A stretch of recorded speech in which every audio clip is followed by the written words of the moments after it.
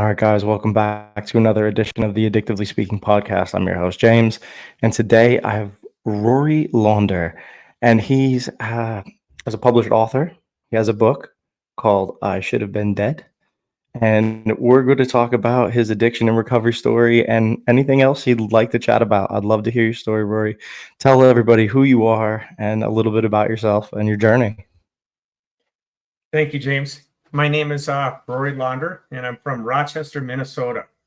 And I believe, I, like many people in recovery with addiction, when I was young, I didn't, wasn't something you plan. It just kind of happens along the way. And in my story, I had loving parents, and I had a home to go to, and I got a hug once in a while. And, it was, I can't really say that there was something that kind of set me on a path ever since I was young. What happened is in my early 20s, I had a lot of loss. My father had passed away, and I found him. My mother passed away. My best friend passed away. My grandpa passed away. Pretty much everyone in my world that was the core of that I loved more than anyone, the top four, and it would be those four, all passed away. And what I found is, as a recreational user early on, that when I drank or when I did a little bit of drugs or smoked a little weed or did whatever I did, it kind of eased the pain and kind of detached me and removed me from a lot of the emotion and feeling that I was feeling. And I found during those times myself using more. And at some point, in our recovery programs, they talk about it. Men and women drink or use essentially because the effects produced by the drug or the drink. And what happened with me is all of a sudden I started needing it. I started use because the effects produced by my body when I didn't use. And that's where I believe the addiction and that need came in. And once that set in, James, it was unbelievable. It set me on this course of 17 years of a cocaine and alcohol addiction that just led me to many, many bad choices, to the depths of hell, to jails, to being locked up. I even got locked up in Mexico in a jail. It took the American Consulate for the United States to get me out of a Mexican jail in 2003. I lived in crack houses and basements. I slept in shelters that were just not a safe place for a 120-pound, drug addict with really no fight, no strength. And somehow I persevered. And I believe that this higher power, this spirituality, that whatever we find believe in greater than ourselves, because I think we believe in all these other things. And my mentors taught me about that. They said, Rory, you make decisions with your wallet and the thing between your legs and your head. And, why don't you start using this right here? They'd tap on their chest. Why don't you make some decisions with your heart and maybe bring the big guy into the picture, bring that higher power into the picture and make some decisions that way and see how things go.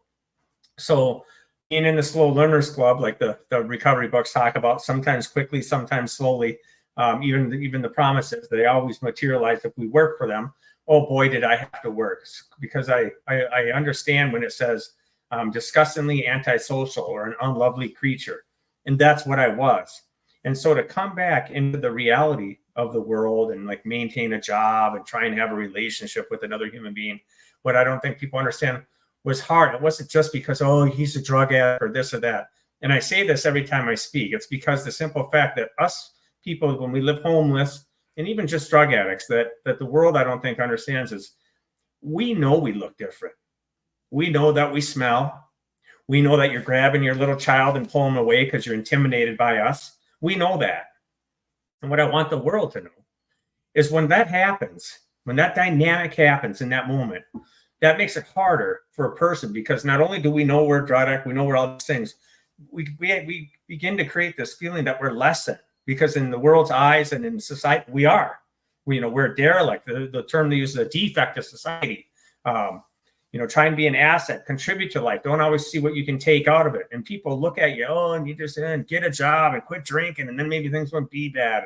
And there's more to it. There's a whole recovery program about taking yourself and creating spirituality and laying it out and making amends and then cleaning house. And there's a ton of work to do. And so when they say, if we work for them, when we read these promises about how we can get to that next point.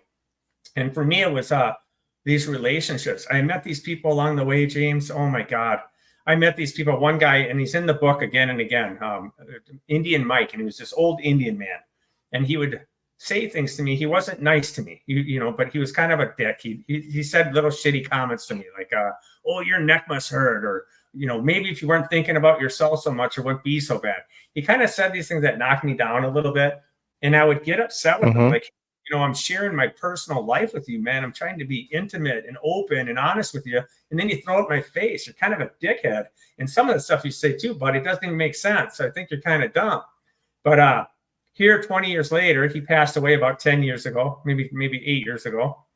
All these little things he was saying, there's finally, and it just reminds me how much of a slow learner that I am.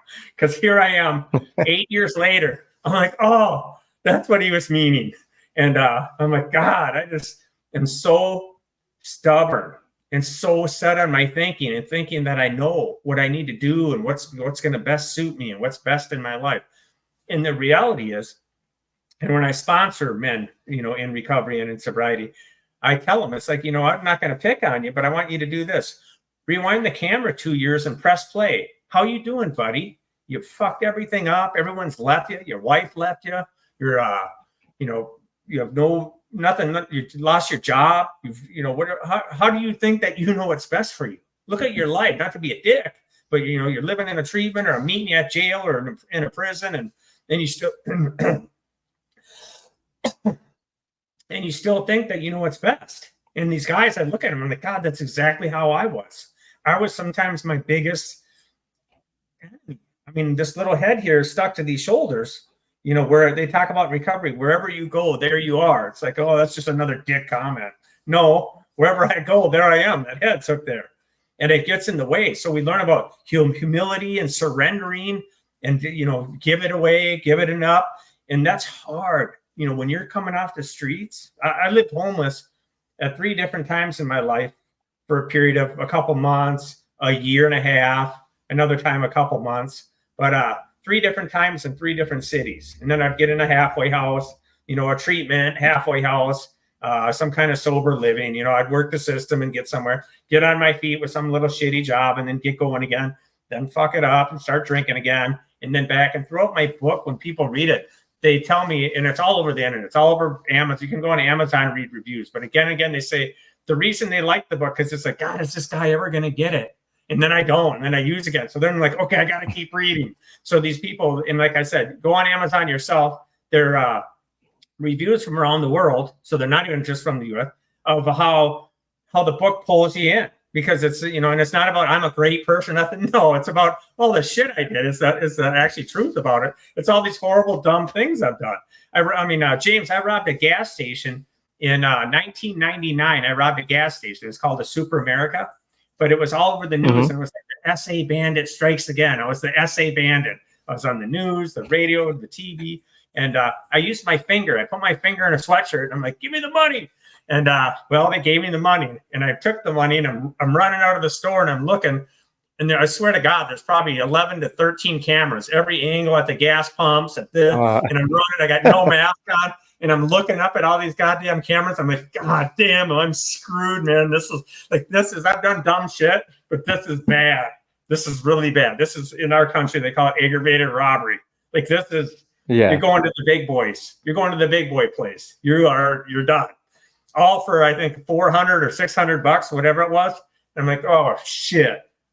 So through my journey, as I did these things, whether it would be Mexico, whether it be robbing gas stations, whether it be anything that I did, the one thing that I knew all through my journey, even since I was even a little boy, I knew I wanted something different, James, but I just didn't know what it was. I knew I didn't want that life. I didn't want to be a crackhead. I didn't want to be an alcoholic. But I can't say like, oh, I wanted to be a fireman. I always wanted to be a fireman. No, I didn't have that. And God bless whoever does have that. I'm not knocking it. In my story, I'm just saying I did it. I didn't know what I wanted, but I knew it wasn't this. That much I knew. And that kept me going. Another thing that through all the pain and the suffering and misery and failure, whenever I'd be in a county jail or locked up, I'd get these National Geographic magazines. And I'd page through them and I'd read about all these places, and it would remove me from my surroundings. I read about Bora Bora and Tahiti and the island of Moorea and the French Polynesia with these little overwater bungalows and this blue water and a glass floor and the overwater. I'm like, God, I know I'll never go there. but I want to go there one day.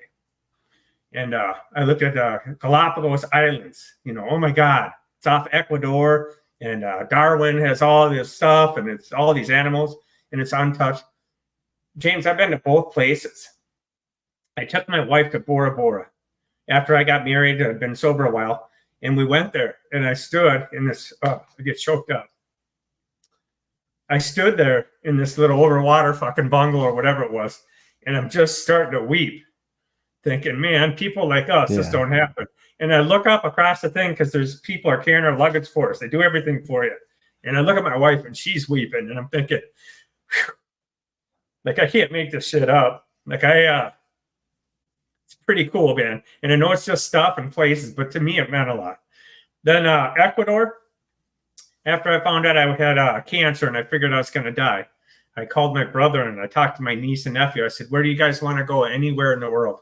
And my niece, Taylor, she says, Rory, I want to go to Ecuador. I want to go to Galapagos, which is off Ecuador. But okay, let's go. So we go there. We land there, and we go on this adventure where we go snorkeling with the tortugas, the 100-pound turtles. They're famous for all that. And we're snorkeling.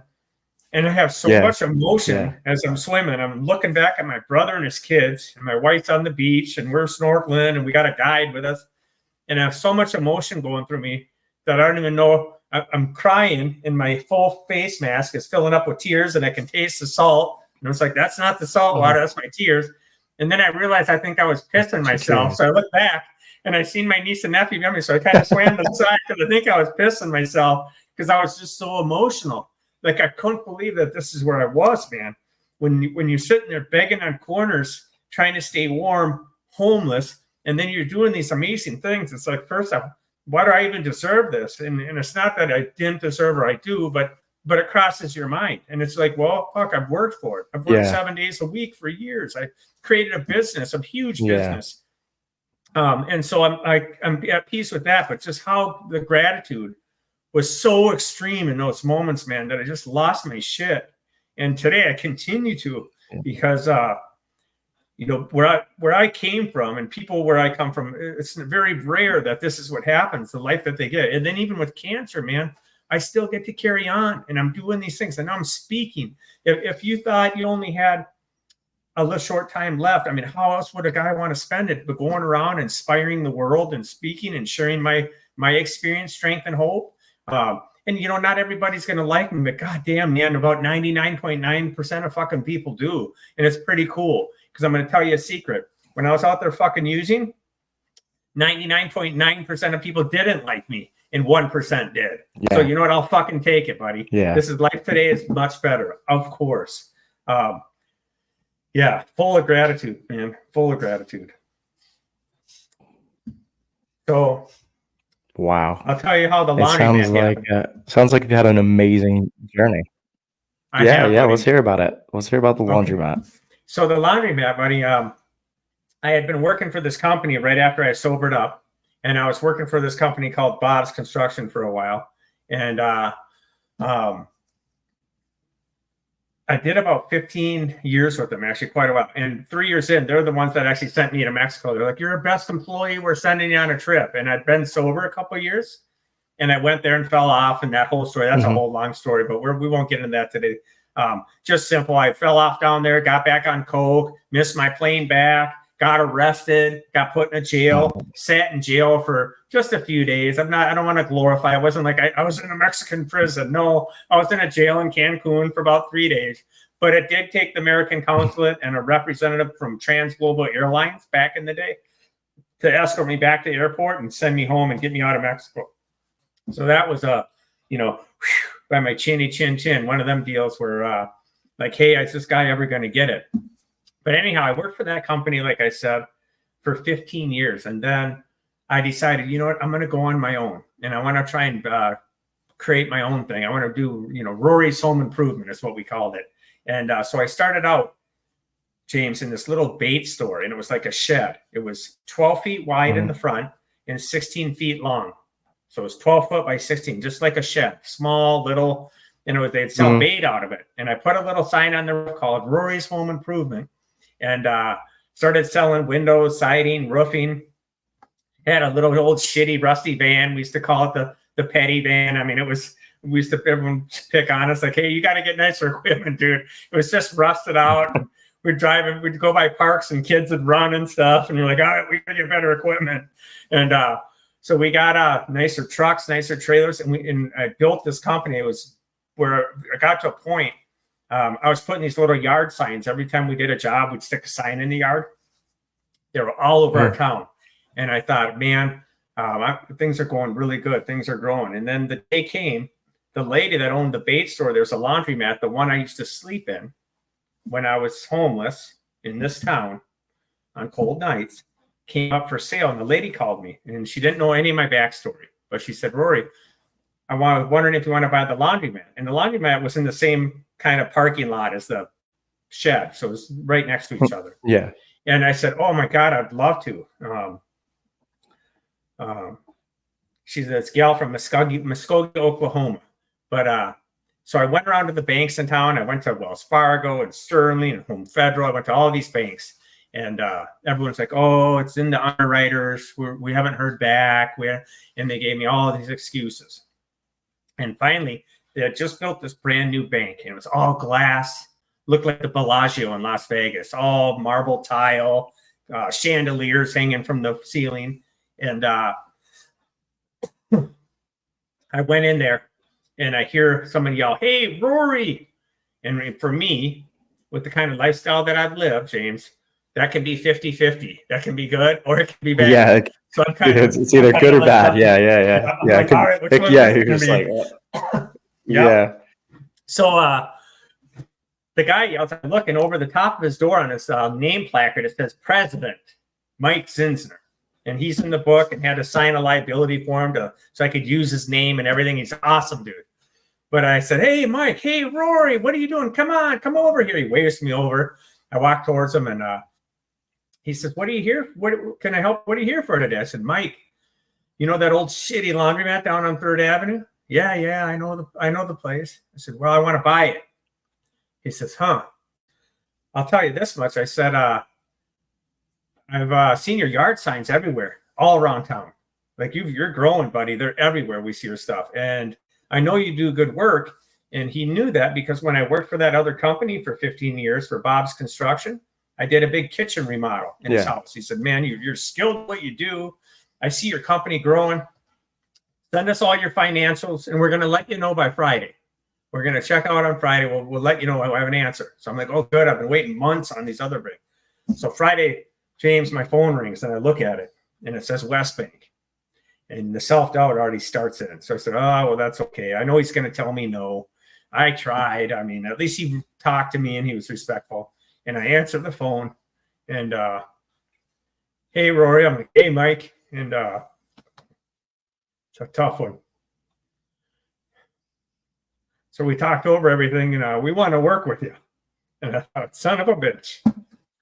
All I needed. That's what people don't understand. I just needed someone to give me a chance. So I took every dime that I had. I scraped stuff up. I dug up coffee cans in the yard. I cashed a check the morning of the closing to make sure we had enough money in the bank account with my wife, not even shitting you. It was ridiculous. And had just enough. And I bought this old shitty laundromat that was just bad. But on one of the primest locations, and the most meaningful thing to me there could ever be. And in that laundromat, I remodeled the whole place. And you know what I made it look like? Just like the Bellagio, just like West Bank. I had chandeliers hanging from the ceiling, fucking marble tile. Excuse me. Everything that all these nice places had. And it took me 2 years. I didn't rush it. People are like, God, why don't you start selling out of there? I'm like, no, not till it's ready. And I worked Saturdays, Sundays, nights till 10, 11 o'clock. My wife would bring me dinner. I took tile and even made a logo for my business out of little tiles. I mean, it was so custom and so beautiful that after I was done, when local townspeople would come in from the neighborhood, they'd walk in, they'd open the door, and 9 out of 10 of them would be like, oh my God, I didn't expect this. I'm like, I know. It's beautiful. So what I've learned in recovery and with that story is what you put into something is what you're going to get out of it. And what I know this about addicts, we have some of the hardest drive. I mean, we have to survive in the cold. We have to coordinate. We have to organize the money and save. So if I got 2, I can get a little more bag of dope. And then I got 6, we could go out and hustle. We could take an empty gas can and hit up little nurses at the Mayo Clinic and get up $20 an hour so I can get some more dope. So this is what I know about addicts. We could do some shit. We've proven it. We all got story in the addict. You let them start talking. They're going to tell you the story. Oh, dude, this one day uphill both ways in the snow. I didn't even have $1 and I had to get a short and blah, blah. They're going to tell you this big old fucking story. But then then you ask them, hey, man, why don't you just work a little 8-hour-a-day job at fucking the lumber yard and get $800 a week? Oh, no, I can't get up that early in the morning. Really? You did dope for 17 days straight and didn't sleep, you fucking just told me. And now you're worried about a fucking 40-hour-a-week job? You get off your ass, pick your shit up, get your fucking head out of your ass, and you go do something. And so these men I sponsor, they don't like me. I'm this little guy, wiry, but I'll call them on their shit. And it is the reality because we are addicts and people in recovery. We are some of the most skilled, go-getter, there's story. I mean, there's stuff about Einstein and whatever you really read into it. Some of the greatest people of this world, they have these kind of behaviors that we have. And what I've learned is take those behaviors and use them rightly. Put them into something fucking good, not hustling and sneaking and doing whatever. I mean, the alcoholic, they have to hide their bottle and then quick and get all the family out of the house so they can take a sip and do. It's a whole charade, and it's like putting on a fucking show. And it's like, so again, we show in our addiction our abilities we have. If we can find recovery and be not active in our addiction and then find a way to use those abilities that we have. We've created them in the last 20 years or however long you've had your addiction or your problem, and then put it into something rightly. I see people in my town excel like beyond others. Like, oh, dude built that landscaping company in 4 years. Like, what the fuck? He had a shitty truck with a push lawnmower. And the guy's got 4 brand new trucks, 9 guys working for him, and John Deere lawnmower tractors. I'm like, God damn, did this guy come up? And that's a drug addict. That's a drug addict that did that in 4 years, in 6 years. So I can't stress enough in recovery how take those abilities, man, and use them rightly. But we got to find, in that early part, we got to find out. We have to find someone, go to a meeting, go get involved in recovery, there's a ton of ways. I'm not set either. And then for me, I say this, and I know some people frown on me a little bit for it, but I went to all recovery stuff. I went to NA, AA, CMA, crystal meth. And people are like, oh, Rory, how can you go to one or the other? I said, man, they both have the same principles. They all do. And I'm going to take whatever I can get. I'm all over the place. I'm this hyper freak guy. Like, it would be Tuesday night and there wouldn't be an NA meeting or A meeting. I'm like, well, shit, where are we going to go? CMA. Well, what's that? That's crystal meth. All right, fuck it. I didn't use that, but I'm going. And I went and I did. And I took. The one thing they do all say, take what you want and leave the rest behind. So I did. I went to all these different meetings. And then even with religion, people ask, oh, are you religious? Are you this? Do you go to church? I don't, but I've sponsored men that believe in Buddha, Allah, Great Spirit, Moses, Jesus, God. I've met wonderful people from all sectors. And each one of them, in each of those areas that I mentioned, took me to either their chapel or place of worship or to some celebration. And I can say this honestly, James, I can look you right in the eye and tell you this honestly. I felt something on my arm, man, like a chill. And I don't know what it is they got going on, but it seemed to be something okay. And, so I don't look down at, I don't judge. I don't, the program teaches us open-mindedness is the key. So if you read an NA or A, open-mindedness is the key. So I learned to be open-minded because I wasn't growing up. I'm like, oh no, you can't, that's wrong. And you can't believe like that. And that's bullshit. We're right, they're wrong. Oh, that's the problem with our world. They're right, I'm wrong, blah, blah, blah. And that blocks me off from the sunlight of my spirit when I have that thinking. It really does. Or if you want to go a little deeper and be not even involve religion or race or spirituality, would be it blocks me off from having good communication with other people. The second I want to judge or look down or look up to people, and this was an Indian Mike thing again too. Here's his lesson in this. He walks in the A club one day and he says, hey, Rory. I'm like, what, Mike? What is it? I know something's coming. I know he's going to say some shit. And he says to me, hey, your neck must work. Why? Or your neck must hurt. Why, Mike? Why does my neck hurt? Why does it? I'm waiting for it to come. What's he going to tell me? He said, you're always looking up and down to everybody. You either want to be like him with this pretty girlfriend and a nice car, or this guy in the corner with a sign begging for money, he's a piece of shit. You're looking up and down. That's why your neck must hurt. Why don't you start looking at people, straight at them, and then you might have better connections. And like always, I thought, that's the dumbest shit I've ever heard. This guy is just like someone, I think he needs a sponsor. He's dumb, man. And here I am, 8 years after his death, and I understand what he meant, finally. I know exactly what he meant. And you know what? He was exactly right. And I do it every day. And I thought, God, man, this guy, he was wiser than I ever thought he was. And I didn't know it in the moment. And then it makes me look at my life. Like maybe that's been a lot of my struggles, that a lot of times I've held myself back because I think I know and you don't know me and I know what's best for me and you don't know what I've been through. It's not really about that at the end of the day. It's about, in recovery, we talk about, you know, addictively speaking, like your program is, we talk about the we. Come become a part of the we. Become part of. Don't go fucking do it by yourself. Your history shows you don't do very well on your own. Come on down here and hang out. Yeah. Let's fucking do this together. You don't do good. Right. Absolutely. So I like that. Those are things. So yeah. I'm getting going now. You're really wound up. You're really going, man. I love it. I love it. I love the energy. Let's talk about your speaking. So when you got sober, what got you into the speaking forum? Like, you know, I did a lot of school speaking when I got sober as well. I mean, I just think it's really great to be able to give back to the youth and hopefully help people. I mean, what was your motivation? Well, it was the mentors again. I was down at the AA club in our town, and they said, "Oh, it's last Saturday of the month, speaker night, and you haven't spoke yet. You're sober 2 years. It's your turn. You're speaking." I'm like, "What?" They're like, "Yeah, you're speaking."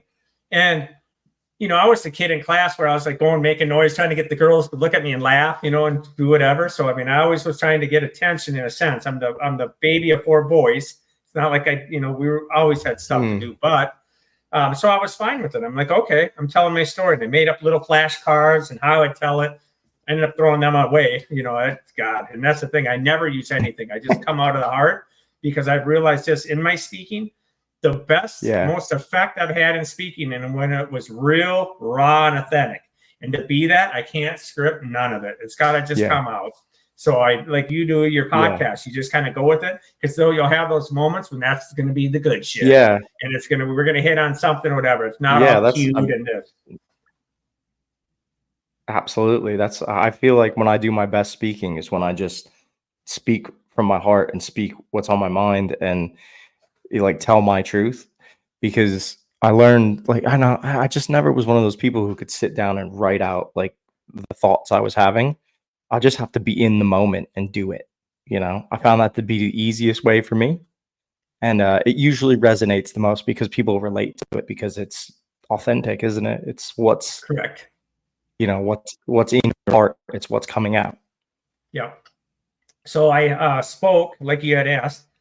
The last Saturday of the month came and I spoke and everyone's clapping and they're like, "Oh my God, your story. We didn't know this about you. And we never heard that about Mexico. But but SA Bandit, we knew because we all read about you in the newspaper. You're on the front page and blah, blah, blah." But I'm like, yeah, I know.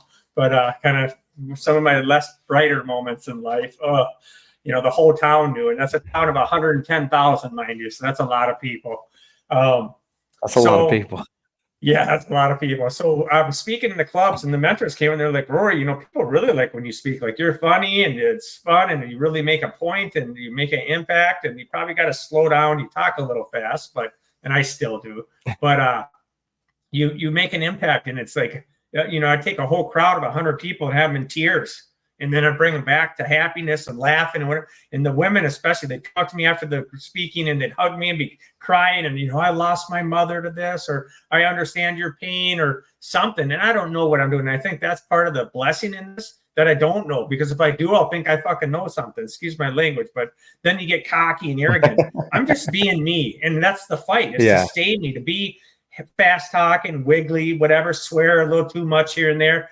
But I'm not trying to, my biggest quest right now in life is not to change. Because I go in, I get asked, James, to go to, I'm speaking in churches at these galas of these homeless shelters, and everyone's in suits and stuff. I'm like, Jesus Christ, if these people even knew who I used to be, like, I don't even know what I'm doing. I don't even know why they're standing here watching, listening to me. I'm just some fluff off the block that survived. And I refused to give up, man, even through all the pain and the drugs and the homelessness. And now with cancer, my oncology team, when they stand together, there was moments where there's 7 of them standing in front of me, and they're like, Rory, we see a lot of patients here, and you're we can't explain you.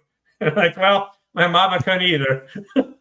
So, and I say that in a positive sense, that they can't by the science, they don't know why I'm doing so well. I mean, yes, I got some immunotherapies and they got in there and did what they needed to do, but I'm just doing well. And so I really believe I've been given time, James, not to turn this weird or anything or religious, and I'm not, but I believe like my higher power, God or whatever, that it's like, all right, little boy, or, big daddy, little dad, I'm going to give you time, but this is what you do. You're not going to get more stuff. I'm not giving you time so you can make more money and get more stuff. I'm going to give you time, but you're going to go out and talk to the world, and you're going to tell them your story. And I don't want you keeping nothing out. Don't you be hiding shit and whatever. It's that those things that you're willing to share that others don't. That's what's getting them. That's what you fucking need to share. And I believe this in my core. That's what it is. So I go out and I share, and I'm thinking, all right, I'm sharing a little too much. I'm going to get booed off a stage or something. And I don't. People are clapping, and then they're asking me to go to 2 other events. Before I leave that event, there's people like, hey, would you be willing to come up and speak to 5 people a 4-hour drive away? And I tell them, I'll come speak to 2. I don't care. I'll do whatever you want. I get this time, this gift, and I'll do anything to help anybody,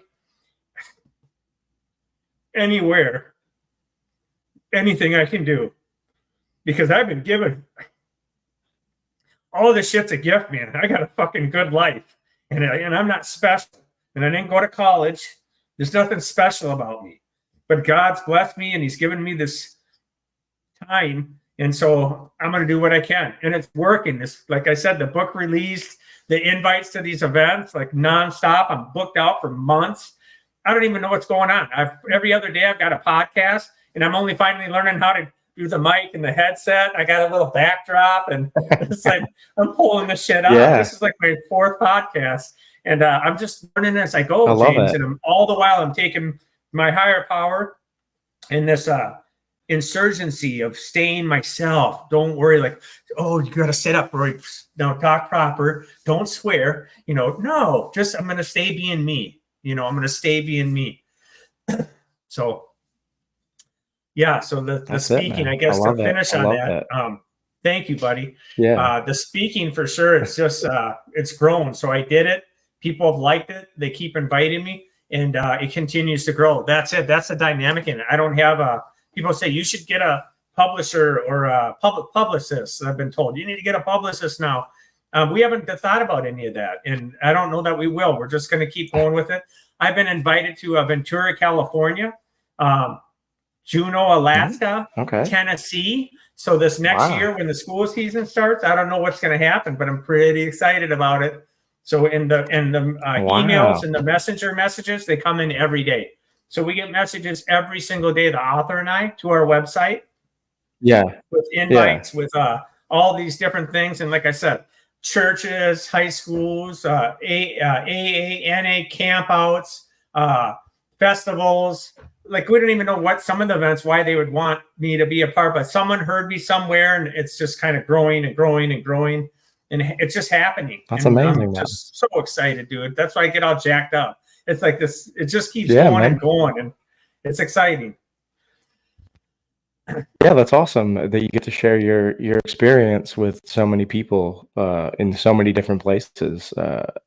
It's like a blessing, that you get that, you got this time to go do that, and and share everything with everybody. I like that you're just so raw, and you're just talking about the things that need to be talked about, being homeless, what it was like, how did people look at you when you were homeless?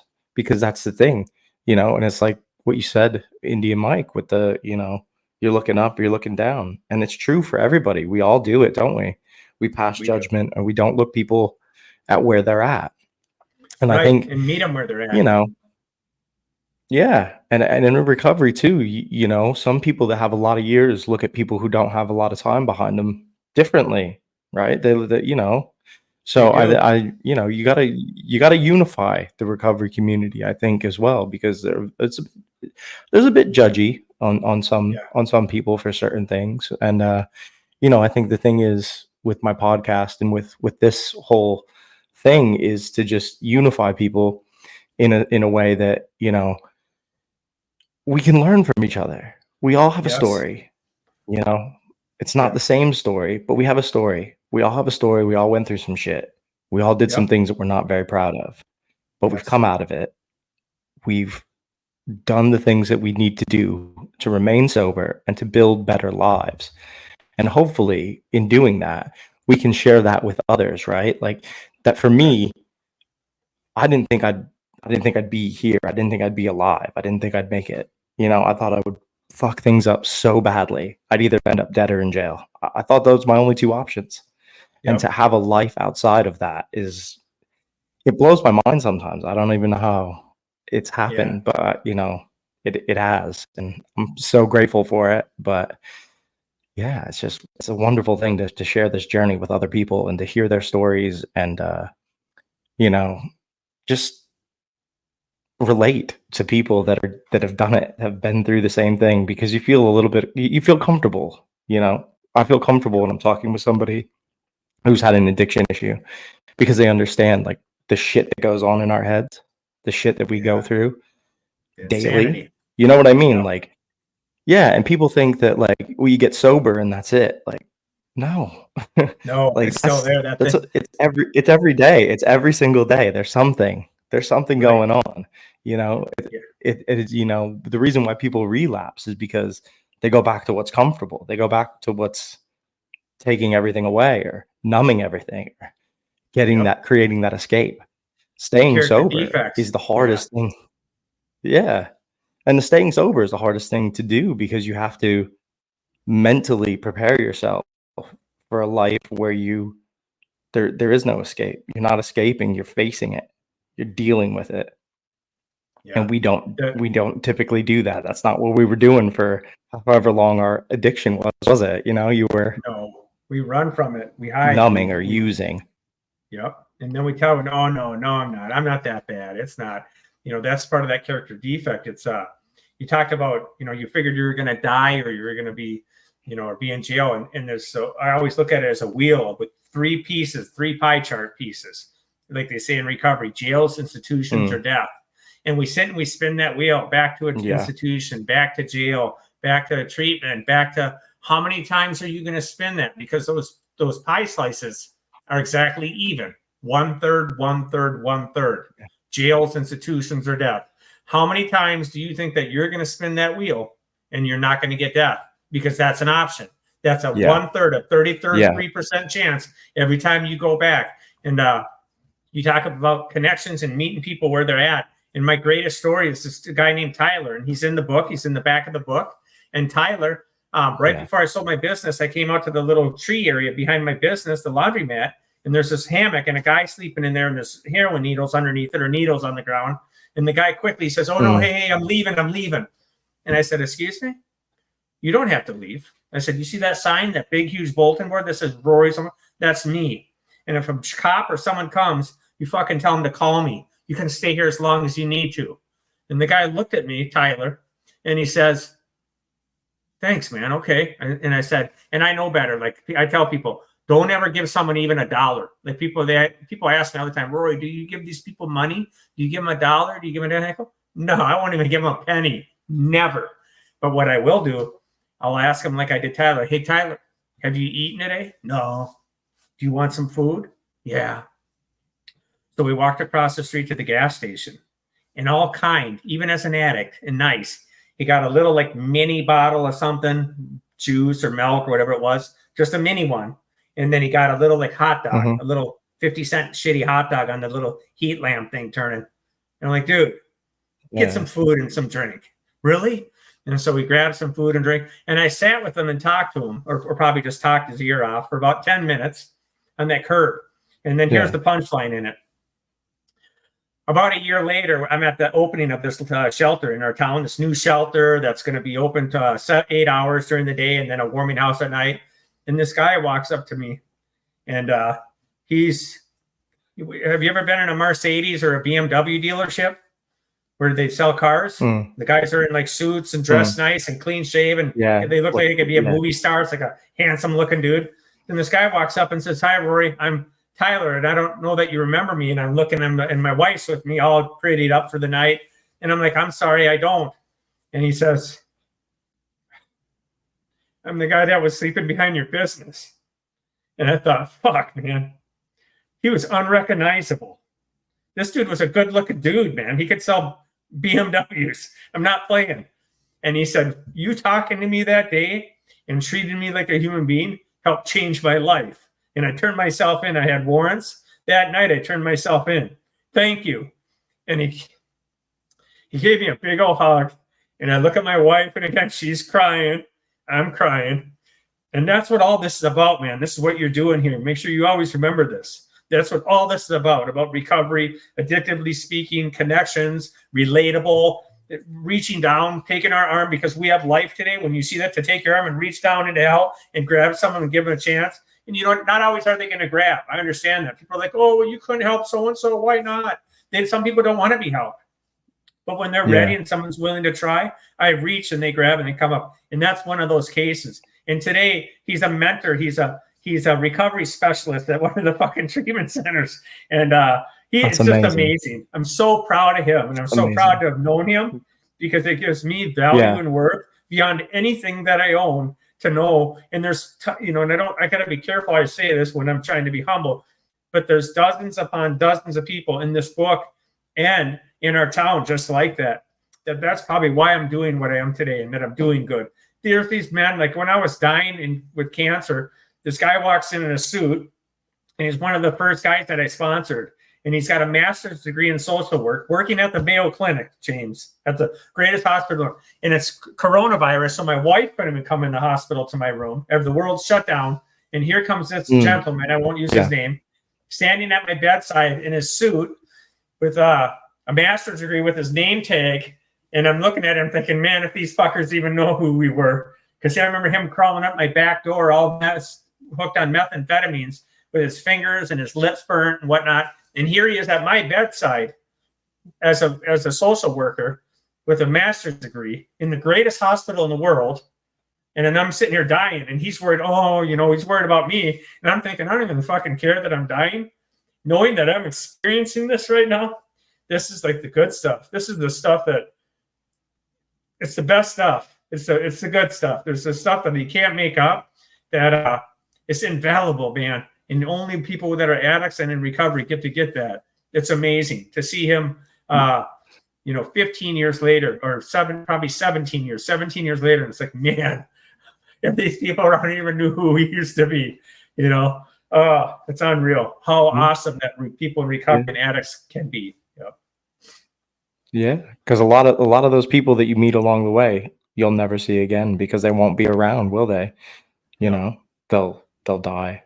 They'll die of an overdose. I had loads of friends that, ended up passing away. A couple people that I worked with passed away. Heroin hotshots, killed them instantly. Young kid, maybe early 20s, done from it. You lose these people. I had a coworker I worked with, and he reached out to me, because he knew I was sober, and he was messaging me and on Facebook, like it was years back, and it was my first time where I was I felt like I was helping somebody, and he was like, he messaged me. He got fired from the job. He was drinking, and he went to work drunk. But he was sober, so he relapsed. So he went back, and he started getting really fucked up, and he was on the sniff, and he was getting really, really bad. And everybody was, quite worried about him. And so I messaged him just to see how he was doing. And he was like, "I was thinking about killing myself tonight, but you messaged me, and I did. I'm not gonna do it. I'm just gonna talk to you." And he talked to me for hours. And then it was like 2 days later, and I messaged him like, "Hey, what's up? How's it going?" and they never answered me. And I was like, shit. And then somebody kind of called me that we'd worked together previously, and they're like, "Did you hear Frankie? He killed himself." And I was like, "Oh, fuck," because he lost his job. He went back to drinking and drugs, and he felt the massive amount of shame that he felt like he couldn't live anymore, and that was tough to deal with. Because I thought, like, if I just keep talking to this guy, I can help him, and he ended up taking his life, which was Sorry, buddy. pretty shitty. Yeah, it's hard. Yeah, We no, got it a was couple really of sad. Yeah. Yeah, it's terrible. I mean, it's a terrible thing because, he felt so ashamed of what he'd done that he didn't feel like he could face anybody anymore, and it's part of society as well. People make you feel like shit for having relapses or bumps in your road, or, have things happen that you know, that happen, right? You can't really, people relapse, people go back to what's comfortable, they go back to what they know, you know, and yeah, it just gets tough for people because people don't understand it. They don't understand what people with addiction go through when they go through what they go through, like going through the recovery process. And then, you have to deal with people on a daily basis that are either drinking or using around you. For me, it was alcohol. So I deal with people that drink all the time, you know. Yeah. It doesn't bother me, but like when people get really drunk, I'm just like, just I don't enjoy being around it, but No. I can deal with it, but it's tough for people. Right on. Right on. Should I give you a plug here for a Yeah. finish? Yeah, man. Let's roll it home. So before the end here, I always like to Yep. do this. What are 3 things that you need in your recovery? So, like, some people need to be doing physical activity like working out, running, yoga, journaling. What are the 3 things that you are like your core things that you go to? Because I like to give this as like people can take this away as like little tips from Yep. people that So are in recovery. that's should be pretty easy for me. I can jump right away first in my higher power. So, like I said, I was taught that your higher power can be anything: God, Jesus, Moses, Buddha, Allah, Great Spirit, whatever. But find something. Don't let it be a guy. Don't let it be a chick. Don't let it be, find something greater than you that you believe in. And because I had that when I had nowhere else to go and I was alone and I was in that jail in Olmsted County, Minnesota, and I fell to my knees. I mean, that's all that was left was me and whatever that was. So find something that's greater than you that you can rely on. Don't rely on anything else because they'll let you down. And even men that I sponsor, I tell them, don't put me on that pedestal. I'll let you down. I'll not show up. I'll forget to call you. Don't put me up there. Yeah. Trust me. Second thing, and this is for me because of my personality, and I've come to understand myself, how I am and what I need to do. Rory needs to keep busy. And I don't have to be crazy, but I have to keep busy, whether it's with doing work, whether it's exercising, which I like everything. I go outside, but I got to keep doing it. If I just sit idle and stare at the wall, not only will I start thinking, poor me, and I don't like this about my life. I don't like this about my wife. I don't like this about the world. Hey, let's turn on the news and watch politics, whatever, blah, blah, blah. But I just don't need to do that. I need to keep busy. And with all the stuff going on in the world and the people, since we've been given this gift so freely of sobriety, that I can be out helping, be introduced, doing something. I don't need to sit home playing the poor me. And you play poor me long enough, there's an old saying, pour me another drink. You get into it. So go do something. Go out and go do something. Go be doing something, whatever it is. It doesn't necessarily have to go to the gym. If you go to the gym, great. But go do something, man. Something. Go build a fucking fort in the woods out of trees or plant some fucking plants. Something. Just do it like, oh, yay, whatever. I don't care. But do something. 2. Number 3, last and most important thing to me. I shouldn't say most important. Third most important thing is I have to stay connected just like we're doing right now. I need to talk about my recovery. And if people are like, I don't understand about going to AA and everyone's still talking about their problem. No, it's talking about the growth. It's also talking about what we learned. It's talking about what's new. It's talking about ideas and things, and also us as a group doing things together, being a part of the we. But I have to stay involved in some type of recovery or talking with other alcoholics and drug addicts on a daily basis, or if not weekly basis in some way, shape, or form, or I will detach and I'll start going off on my little way and my little, I got my whole little world, and then I'll be out there on my own. And when shit gets tough, like you said, you nailed it. I'm going to do what's comfortable. All of a sudden it's going to start and I'll be like, well, I'm not going to do any I'm not going to do any Coke, but I'll have a beer. I mean, that's fine. No, it's not for me. There's nothing. There's no any kind of mood altering chemical of any kind in my recovery am I capable of at all. So that would be 3. Yeah. Nice. That's a great 3. I like those. I like those a lot. So why don't we let's give the website a plug. Okay. Yeah. So the book is called Should Have Been Dead. And the book? It's on. Yep. It's called you can go on our website, which is www.shouldhavebeendead.com. Our book, it's available on Amazon. It's available on Kindle. It's available on audiobook now. Just 2 weeks ago, it came out on audiobook. So any kind of mainstream, anything, or you can just Google my name, Rory Londer, and a ton of stuff comes up on the internet. Or you can go on my Facebook speaker page, which is Rory Londer Speaker, RORYLONDER Speaker. And then it kind of follows me and where I'm speaking and what I'm doing. We have events pages. We have all kind of shit. But we're new. We're learning. Give us a little bit of patience and grace. We're figuring our shit out. But it's been an awesome ride. So I don't care if this ends tomorrow. The last 5 months of my life have been fucking awesome. And to think who I am and where I come from and doing the things that I'm doing today. And I'm only pray. And I pray. Yeah. Pray for me if I can get you to. But I want to get one big one. I want to go on a show or whatever. And the books, here's the catch in all this. When we listed it on Amazon, Amazon said, you want to sell your books for $17.99 or $10.99? And you know what we said? $10.99. We're not looking to make money. Yeah. And the final catch, any money that we've made, we've never taken, myself or the author, a single dollar ever. Any extra money we get when we get a month where we're in the green, we buy books and we put them in the prison system. We've never taken a single dollar. So we're proud of that. Amazing. That's amazing. That's it. Giving it back to the people who need it. And that's what it's about. Awesome. Rory, thank you so much for being on the podcast. I truly appreciate your time. I appreciate your story. It's been amazing. And good luck in your speaking all over the place, man. Enjoy it. I love it. All right. Thank you, my friend.